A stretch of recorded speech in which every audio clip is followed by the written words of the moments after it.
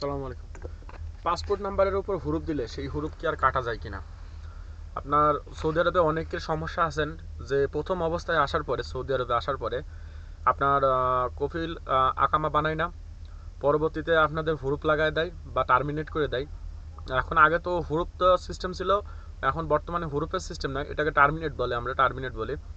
যদি ইকামা নাম্বারের উপরে কোনো সময় টার্মিনেট করে, সেই ক্ষেত্রে পরবর্তীতে কোনো সময় যদি আপনার দেখা যাচ্ছে সৌদি গভর্নমেন্ট যদি আপনাদের সুযোগ দেয় যে এখন কাফালা হইতে পারবেন বা কোনো কিছু করতে পারবেন, তখন কিন্তু কাফালাটা হওয়া যায়।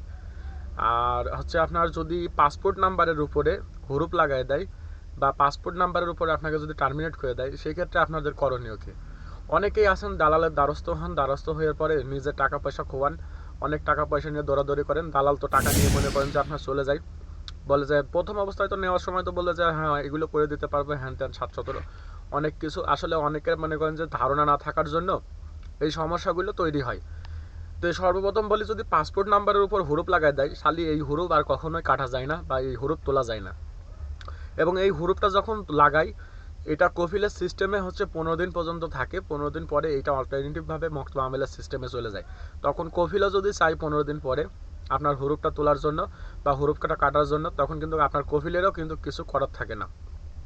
তাই অনেকেই এই জিনিসগুলো বোঝেন না, অনেকেই মানে না বোঝার কারণে অনেকেই অনেক জায়গা দৌড়াদৌড়ি করেন, পাসপোর্ট নাম্বারের উপর হুরুপ দিয়ে দিয়েছে, ভাই আমি এখন কি করব, অনেকে দালালের দ্বারস্থ হন। আর এইখানে তো মনে করেন দুষ্ট লোকের অভাব নাই, তারা তো মনে করেন সুযোগে থাকে।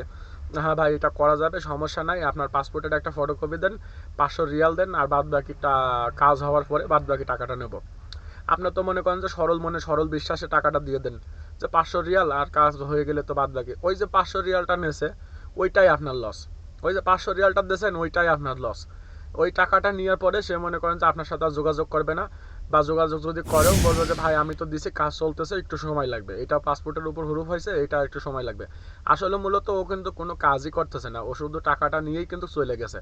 ও কিন্তু কোনো কাজও করতেছে না বা ওইটা কোনো চেষ্টাও করতেছে না।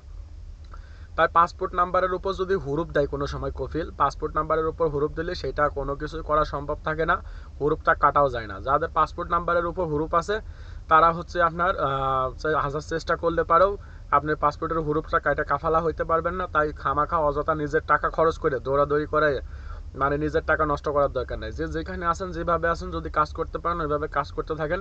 আপনার রিজিক যতদিন আছে সৌদি আরব, আপনি ওইভাবে কাজ করেন।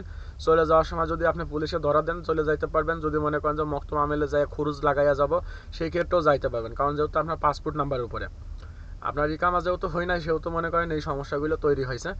আর পাসপোর্ট নাম্বারের উপর হুরুপ দিলে পারে আপনি ওই এই এই ব্যাপারটা এইভাবেই দেখবেন, দেখে এইভাবে এটা শেষ করবেন। আর যদি আপনি মনে করেন যে দালালের দ্বারস্থ হবেন বা কোনো অফিসের বা এজেন্সির জন্য দ্বারস্থ হবেন, সেই ক্ষেত্রে পরবর্তীতে কিন্তু আপনার যে টাকাগুলো খরচ করবেন, সেই টাকাগুলোই লস হবে, সেইগুলো কিন্তু আপনার আর ফেরতও আসবে না, বা আপনার কিন্তু পরবর্তীতে এই টাকাগুলো আর ওঠার কোনো চান্সও থাকবে না। তাই আমার মতে যারা হচ্ছে আপনার ইসে আছেন, যদি পাসপোর্টে হুরুপ থাকে, তারা তাদের সাবধানতা অবলম্বন করে চলাচল করবেন। এবং পাসপোর্টের হুরুপ কাটা যায় না, কখনোই কাটা যায় না। যদি এটা কখনো সৌদি গভর্নমেন্ট সুযোগ দেয়, পরবর্তীতে সেটা কাটা যায়, তবে সৌদি গভর্নমেন্ট এখন পর্যন্ত সুযোগ দিয়ে নেয় পাসপোর্টের উপরে হুরুপ কাটার জন্য।